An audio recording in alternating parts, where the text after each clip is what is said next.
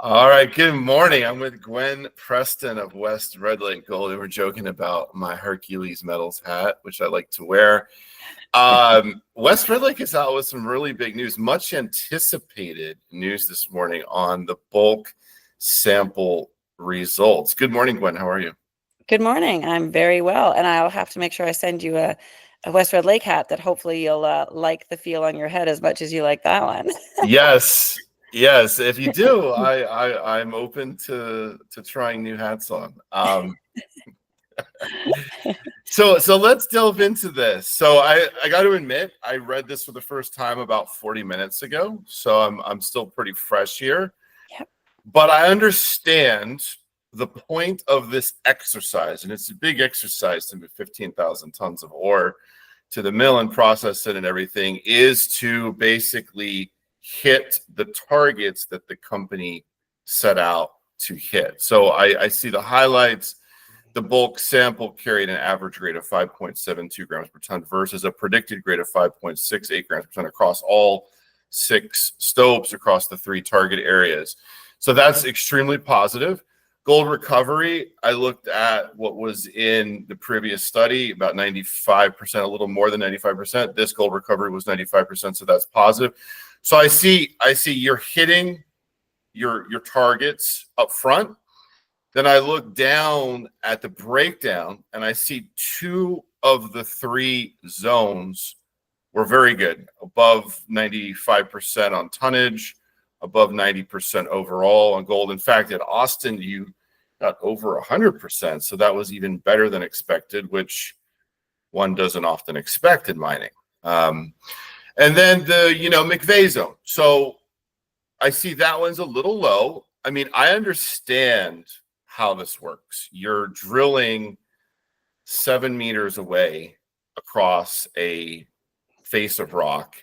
So you don't know every gram of gold that's in all of that tonnage of rock. So there's going to be some variation. So I don't know. I give it an A- just because the one zone was a little light. What are your thoughts? Yeah, for sure. I give it an A+, but I'm very biased. And but on McVeigh, I think so McVeigh is the most geologically complicated part of the Madsen deposit. It's the piece of rock that's been refolded more times, remobilized. It's more complicated than the rest of it.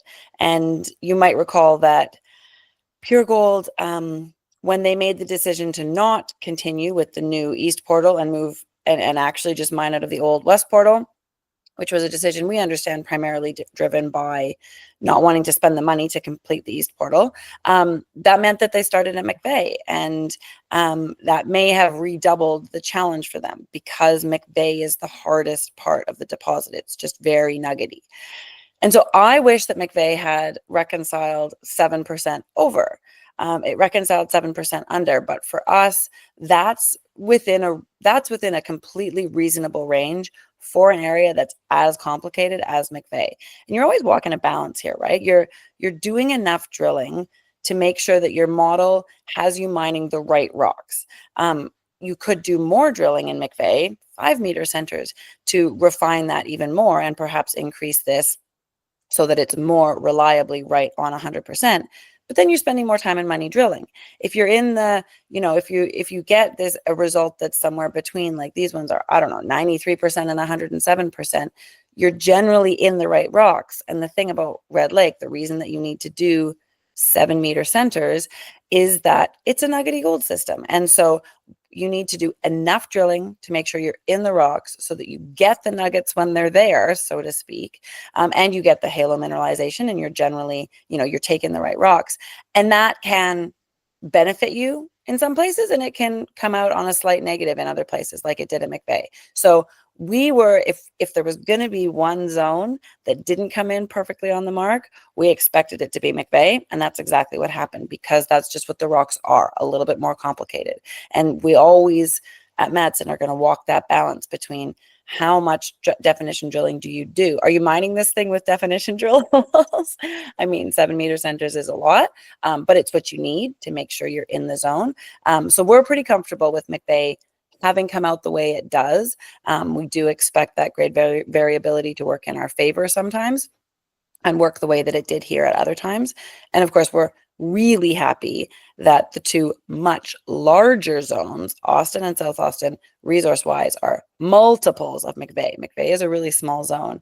We're really pleased that those much larger zones gave us exactly the kind of reconciliation that you want to see. So that's a really important note too.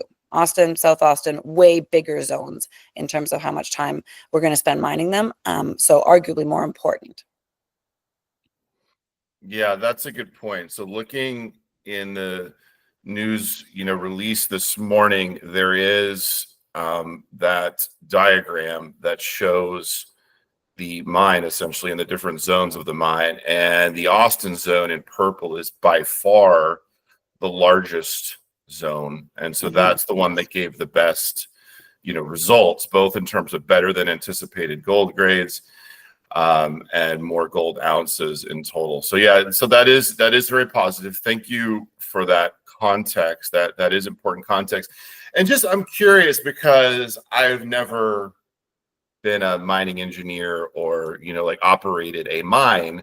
So I'm just curious, do your technical people at Madsen, do they, so I assume they have like a software program and they're putting this into some sort of,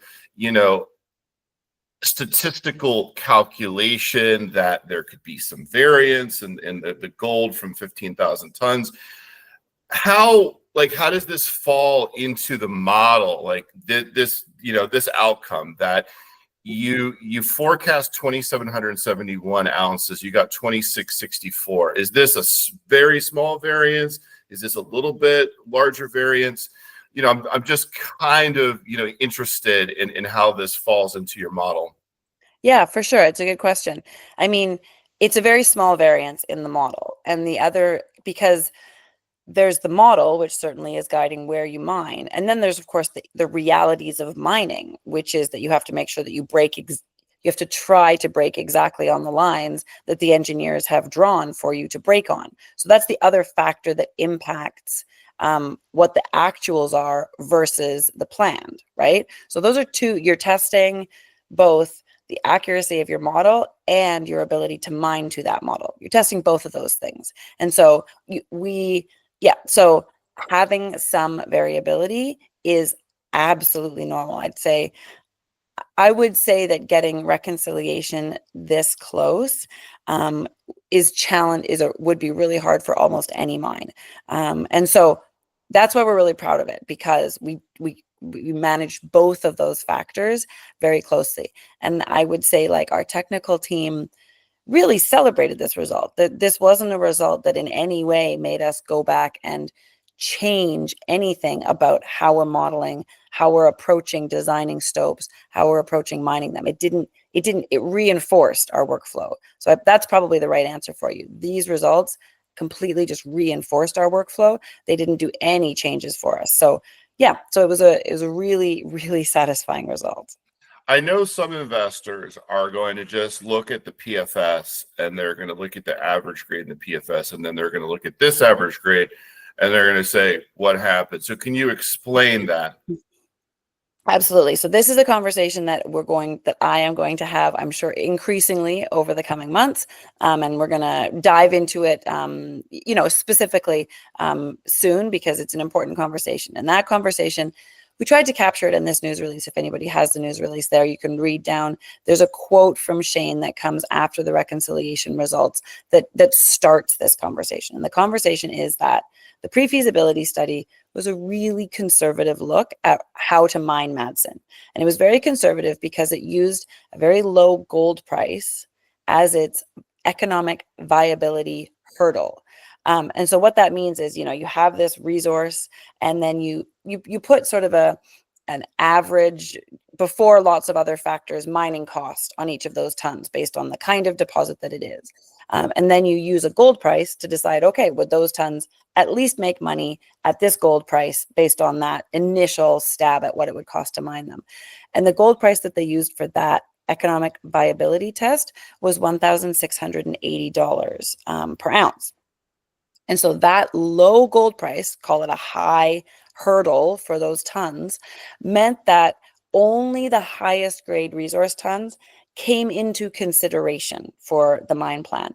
Everything under roughly 4 grams per ton was not even considered. So then when you're running the computer program that then puts shapes around it, it's only allowed to think about the stuff that's above 4 grams per ton.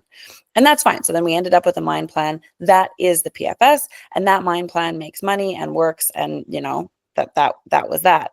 But the reality is that gold is obviously worth much more than $1,680. Now, when any mine engineer is doing the detailed mine design that comes after a pre-feasibility or a feasibility study before mining, the detailed stope book, they do the same thing. They use they use a gold price to decide, okay, this stope is economic, this stope isn't economic, and how to design those stopes. Well, we're not going to use current spot gold prices, but we use roughly long-term consensus gold prices, which is about $2,350. We're a little shy on that, but that's the range that we're using to test our economic viability. When you do that, lower grade tons that are around the small lenses of mineralization, that PFS ended up focused on these small lenses of mineralization. And if you lower that economic viability hurdle, you bring in some of that halo mineralization, or you often bring in halo mineralization that grades, I don't know, call it roughly 1 to 4 grams per ton. It's in that range. And what that does is often connect lenses, widen lenses. It has the potential to make stopes bigger.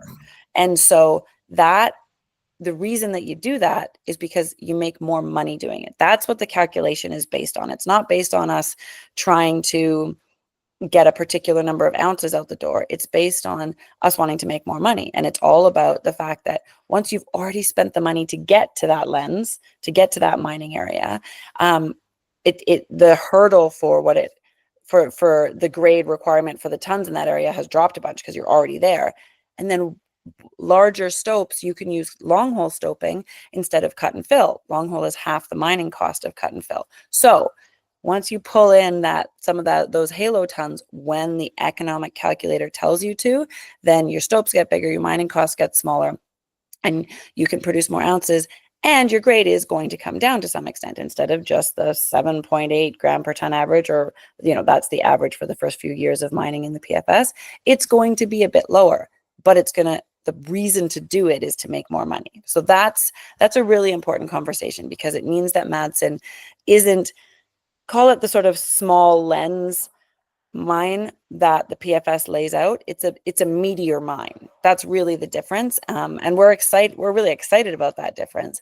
I'm glad you brought that up, because I know a lot of people are going to see that grade and wonder.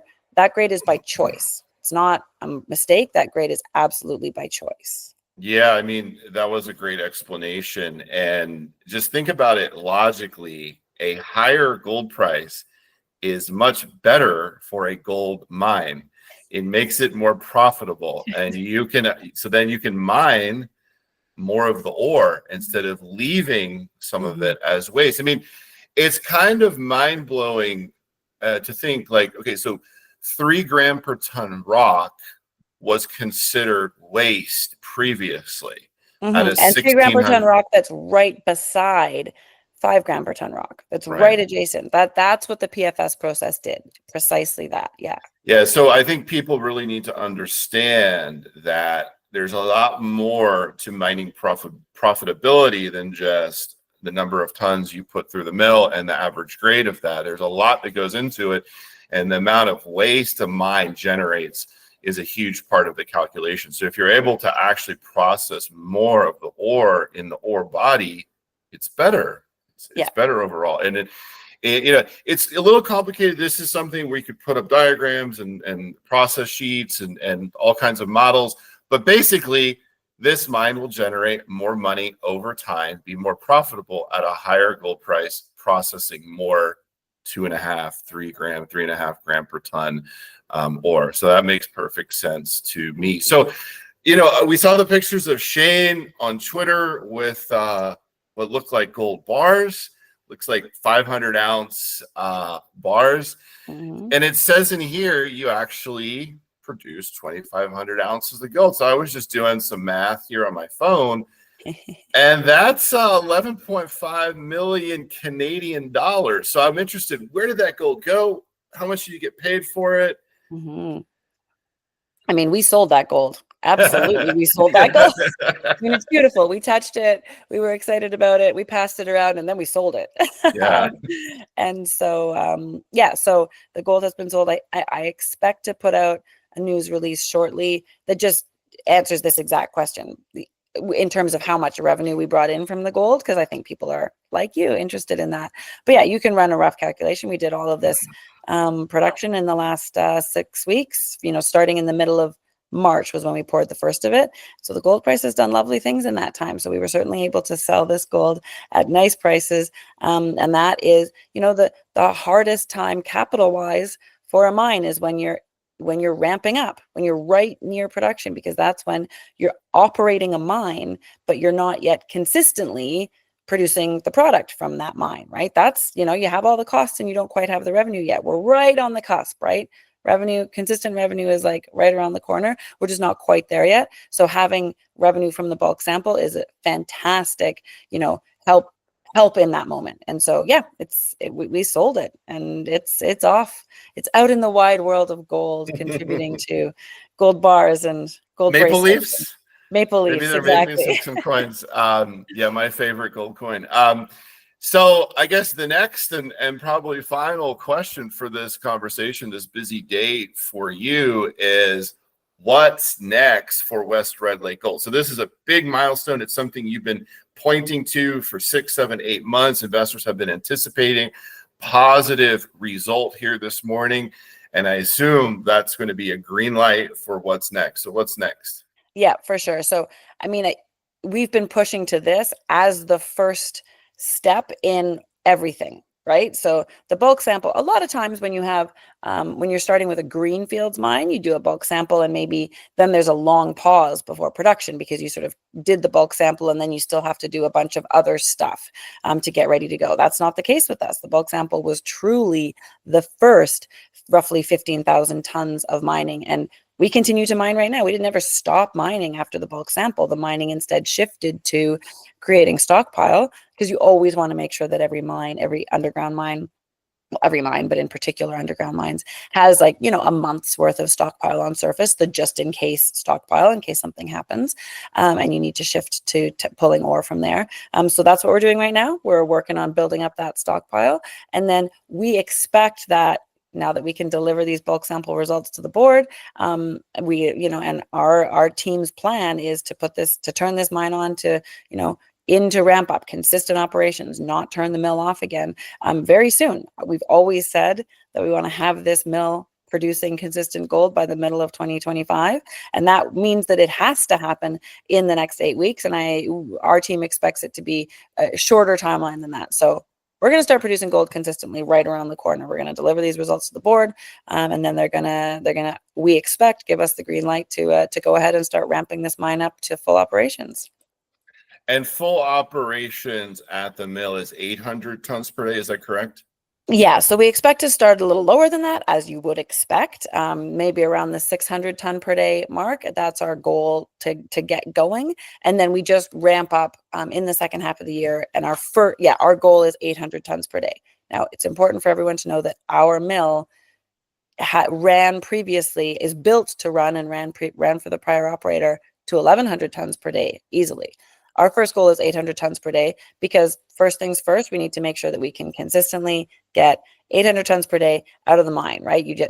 It's all about making sure you have access to enough places and you've ramped up your underground operations safely and if with enough efficiency. Once we get to that, our vision for sure is to make use of the fact that that mill can increase throughput quite a bit, right? 800 to 1,100, that's a big difference. So that's our vision, but let's get to 800 tons per day first and then work on the next step. I thought of one more thing. So since you're able to access lower grade ore at Madsen now with a higher gold price, 2,350, I mean, even though it's 3,390, this morning, might the company put out some future studies that demonstrate a longer mine life? Is that something that's a possibility? Yeah, I mean, that's a real conversation for us. We want to capture what we're really doing. And so, yeah, it's an absolute consideration. The only argument against it is just that technical studies take a lot of time and effort and focus. And right now, we need all of our effort and focus to be on Madsen and ramping it up.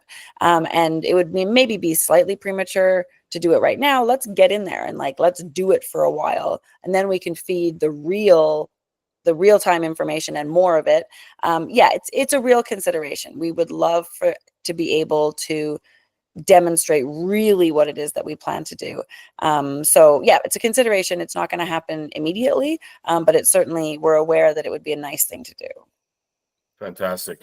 Congratulations on the outcome here this morning, and I look forward to a powerful ramp up at Madsen in the second half of 2025. Thanks, Gwen. Awesome. Thanks, Robert.